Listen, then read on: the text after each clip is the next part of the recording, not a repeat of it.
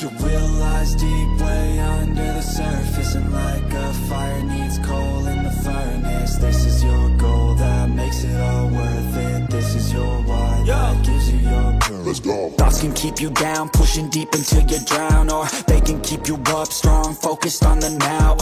Glass half full, or has it been emptied out? Well, that's all up to you and your mind. Do you doubt anything, everything, not a thing? Make my thoughts work for me, manifest what I need, what I want, what I see. I could be anything, I attract all the things that I see. I believe I'll achieve as I breathe in. Marc Marquez gemilang di MotoGP 2025, tapi gelar juara dunia masih jauh dari genggaman. Musim MotoGP 2025 menjadi ajang pembuktian bagi Marc Marquez. Bergabung dengan tim Ducati, pebalap berjuluk Baby Alien itu langsung tancap gas dengan torehan impresif. 5 kemenangan sprint dan 3 kemenangan balapan utama dari 5 seri awal. Namun, di balik pencapaian gemilang tersebut, jalan Marquez menuju gelar juara dunia ternyata tak semudah yang dibayangkan. Meski tampil dominan, Marquez sempat mengalami 1 kali gagal finish dan sekali finish di luar 10 besar, yakni posisi ke-12.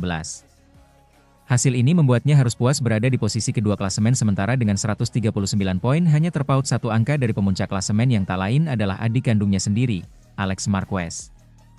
Alex tampil konsisten sepanjang musim, selalu finish dan mencatatkan poin di tiap balapan.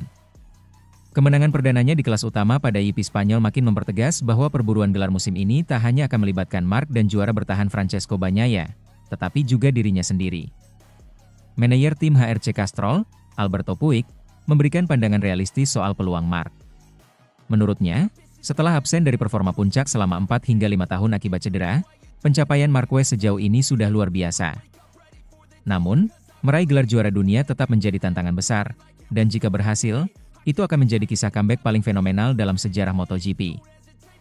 Marc sendiri menyadari tantangan tersebut. Ia menekankan pentingnya konsistensi dan kehati-hatian dalam menghadapi sisa musim yang panjang dan penuh dinamika. Menurutnya, setiap poin sangat berarti, terutama di tengah persaingan yang ketat dan tak terduga. Dengan tekanan dari sang adik, ancaman dari Bagnaia, dan tuntutan performa maksimal di setiap balapan, musim 2025 bisa jadi panggung paling dramatis dalam karir Marc Marquez. Apakah ia mampu menaklukkan tantangan dan kembali meraih mahkota juara dunia? Waktu yang akan menjawab. Sementara itu, Francesco Bagnaia dan Alex Marquez ikut disinggung bos Yamaha saat bicara anti Marc Marquez pada MotoGP 2025. Pembalap Ducati, Francesco Bagnaia, dinilai menjadi rider terkuat yang memiliki sumber daya untuk bisa mengalahkan Marc Marquez pada MotoGP 2025. Sepak terjang Ducati pada MotoGP 2025 memang menjadi pusat perhatian setelah mereka memiliki line-up sangar melalui Francesco Bagnaia dan Marc Marquez. Khusus untuk Marquez yang notabene menjadi rekrutan anyar, dia berhasil membuktikan bahwa dirinya belum habis usai menjalani musim-musim berat bersama Honda. Hingga 5 seri MotoGP 2025 dengan 10 balapan, sprint dan GP, rider berjuluk Baby Alien itu cukup dominan dengan menorehkan 8 kemenangan. Marquez benar-benar membuktikan kapasitasnya di mana dia baru gagal finish akibat crash karena kesalahan sendiri pada GP Americas dan GP Spanyol. Kendati demikian, peraih 8 gelar juara dunia tersebut selalu konsisten mendapatkan tekanan dari rekan setimnya Francesco Bagnaia saat berada di lintasan. Meski terlihat masih kesulitan, Bagnaia acap kali mampu membalikan keadaan dengan tampil meroket pada babak kualifikasi dan mengamankan podium saat sprint dan GP. Rider asal Italia tersebut sempat menorehkan 1 kemenangan pada sesi balapan utama saat Marquez lengah dan terjatuh pada GP Americas. Selain Bagnaia, tekanan rider berusia 32 tahun itu juga datang dari adik sendiri yang mengaspal untuk Gresini Racing, Alex Marquez. Juara dunia Moto2 musim 2019 tersebut sejauh ini tampil lebih kuat dibandingkan Bagnaia untuk menjegal Marquez walau memakai motor Ducati versi lebih lawas. Alex bahkan berhasil merebut puncak klasemen sementara MotoGP 2025 usai memenangi GP Spanyol pekan kemarin dengan performa mengesankan. Menorehkan 140 poin, Alex untuk sementara unggul 1 poin atas Marquez yang harus tergelincir karena hanya finish di tempat ke-12 usai sempat terjatuh. Kendati demikian, Marquez dipandang menjadi pembalap yang harus dikalahkan pada MotoGP 2025 usai bergabung dengan Ducati yang memiliki motor terbaik.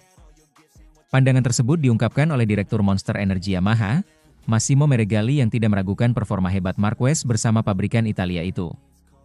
Sejak bergabung dengan Ducati, saya selalu berpikir dia akan menjadi pembalap yang harus dikalahkan. ucap Meregali. Saya tidak ragu tentang apa yang Marquez bisa lakukan, imbuhnya, dilansir bolasport.com dari laman Motosan. Khusus untuk rival, Meregali menyebut bahwa Bagnaia dan Alex tak hanya sekadar menjadi sosok anti Marquez pada MotoGP 2025 tetapi sudah menjadi rival kuat. Situasi akan berubah saat kompetisi sudah berjalan lebih lama di mana Bagnaia dan Alex bisa saja naik turun dan rider lain akan mampu menyaingi Marquez. Saat ini menurut saya, lawan-lawannya adalah Bagnaia dan adiknya Alex, ucap Meregali menjelaskan. Namun kami masih berada di awal musim kompetisi dan segalanya bisa berubah, imbuhnya. Marquez sendiri dipandang sudah menjalani proses adaptasi dengan motor Ducati sejak musim lalu saat mengaspal untuk Gresini Racing. Tahun lalu proses adaptasi dengan motor mungkin sedikit lebih lama, dan motornya jelas berbeda dengan yang dia miliki sekarang, kata Meregali. Tapi saya tidak ragu dengan apa yang bisa dan bisa dilakukan Mark, imbuhnya. Bagi Meregali hingga sejauh ini, Bagnaia dan Alex sudah menjadi rival terkuat di mana rider lain masih menjadi anti Marquez. Sampai hari ini, saya melihat mereka berdua. Yang lainnya adalah anti Marquez, kata Meregali. Sementara itu, Aldeguer tak pernah ragukan kemampuan balapan dengan Ducati. Rookie MotoGP, Fermin Aldeguer berhasil menghapus keraguan yang membayangi dirinya tahun lalu, ketika tidak mampu memperebutkan gelar juara dunia Moto2 meski telah dikontrak Ducati. Setelah dua balapan Grand Prix pertama yang penuh tanda tanya, Fermin Aldeguer menunjukkan kebangkitan di kelas utama di MotoGP Amerika di Austin, di mana ia menunjukkan kecepatan di bagian akhir balapan yang bisa saja membawanya ke podium jika bukan karena kecelakaan yang terlalu cepat. Di Qatar, 2 pekan kemudian, pembalap Spanyol berusia 20 tahun dari tim Gresini, kembali menunjukkan kekuatannya dengan mencetak 17 poin, sama dengan Ai Ogura di Grand Prix Thailand. Mereka bersaing untuk penghargaan rookie terbaik musim ini. Di Jerez, Aldeguer kembali tampil cepat dan penuh kecepatan, tetapi kecelakaan lain di lap kelima saat ia berada di urutan keempat membuatnya gagal meraih podium. Namun, pemuda 20 tahun tersebut tak menyangka akan mendapatkan hasil seperti itu. Di tahun pertama saya di MotoGP, saya memang mengharapkannya. Mungkin tidak terlalu berharap karena ini sudah balapan kelima musim ini, kata Aldeguer, rekan setim Alex Marquez di Gresini. Sejak Austin, sebenarnya kami telah berkembang pesat, saya merasa lebih baik dan lebih baik bersama tim. Komentar dan umpan balik yang saya berikan semakin cepat dan itu membantu kami melangkah ke arah yang lebih tepat, lanjutnya. Kami butuh lebih banyak waktu untuk benar-benar berjuang meraih kemenangan, tapi saya rasa kami sudah berada di posisi 5 besar dan itu membuat saya merasa sangat bangga. Menurut teknisi Gresini, saat Aldeguer memberikan masukan untuk motornya, biasanya sesuai dengan masukan dari Marc Marquez. Ya, kami bekerja dengan arah dan cara kami sendiri. Tetapi ketika hari terakhir tiba dan kami membandingkan data dengan pembalap Ducati lainnya, motor yang paling mirip dengan motor saya, atau lebih tepatnya, motor yang paling mirip dengan motor Marc, adalah milik saya. Itu berarti kami berada di jalur yang benar. Namun, masing-masing memiliki gayanya sendiri, karena Alex memiliki gaya yang sedikit berbeda dan ia memenangkan balapan, ujarnya. Meskipun segalanya tampak berjalan dengan sangat baik bagi pembalap Spanyol itu, namun kecelakaan yang terjadi membuatnya kehilangan poin, sesuatu yang merupakan bagian dari proses pembelajaran, yang sekarang berada di bagian tersulit. Yaitu mengurangi 1/10 detik terakhir yang memisahkannya dengan pembalap lain yang berada di depan. Sudah pasti. Jarak 0,3 detik untuk memperebutkan kemenangan akan menjadi tembok yang sulit untuk diruntuhkan. Saya diperingatkan oleh Alex dan Marc, pada awalnya Anda merobohkan tembok, pertama-tama Anda turun 2 detik, lalu 1,5. Tetapi makin sulit. Saya pikir kami telah merobohkan banyak tembok, tetapi masih ada beberapa lagi, dan itu yang paling sulit, kenangnya.